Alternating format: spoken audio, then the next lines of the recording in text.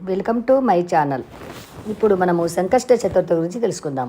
సంకటములు అనగా కష్టాలు, సంకటాలను అనగా బాధలను, అడ్డంకులను, కష్టాలను దూరం చేసే, తొలగించే పూజ కనుక దానికి సంకష్ట చతుర్థి అని పేరు.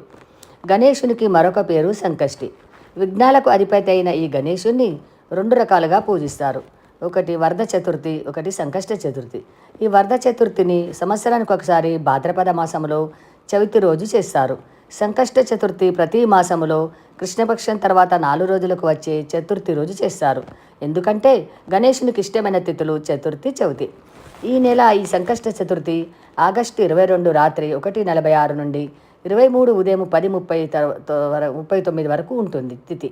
ఈ చతుర్థి వ్రతాన్ని 13 నెలలు చేస్తారు.